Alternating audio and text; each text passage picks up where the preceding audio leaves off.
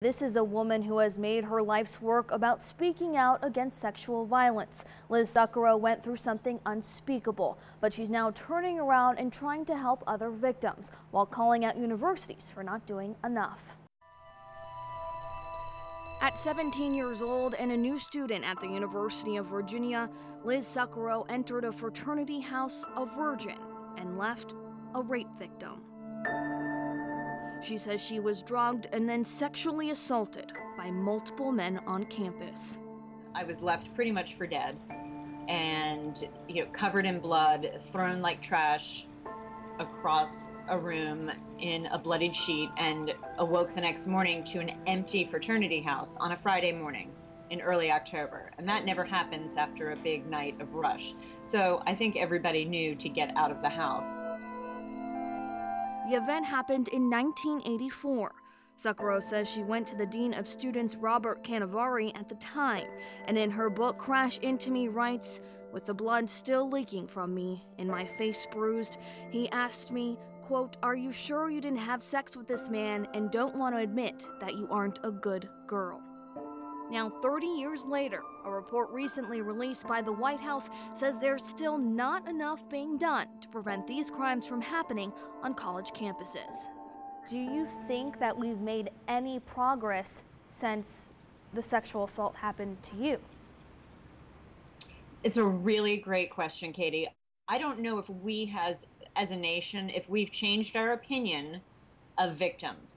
I don't know if it's any different than when my case went to trial, or even from when I was drugged and gang raped at a fraternity house. I still see the culture. I still see the word feminist being used as a terrible word, which, by the way, I don't define as such. I define as a humanist, because when I think of campus sexual assault, I think of male victims and female victims.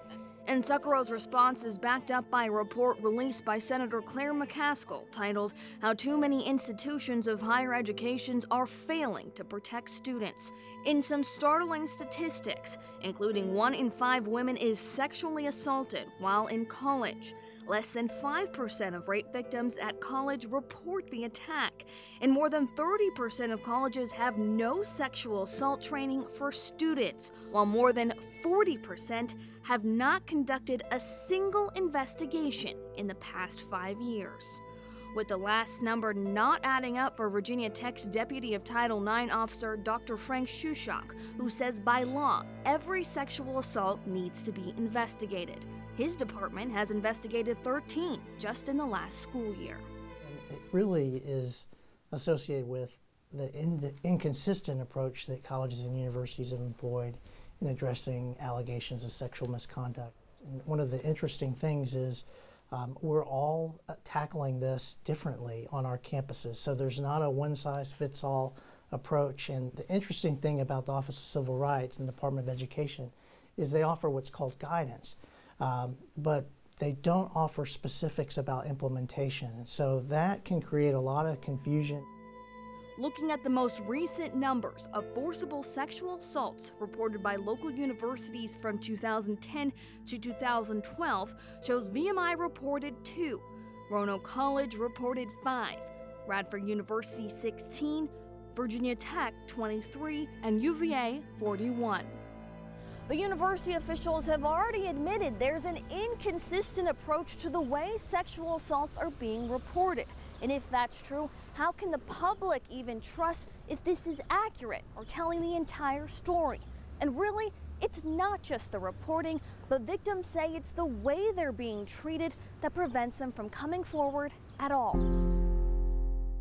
But by Seccuro bravely telling her story, she hopes it'll be the starting point to bringing justice to an incident that happened to her and continues to repeat itself to other men and women some 30 years later.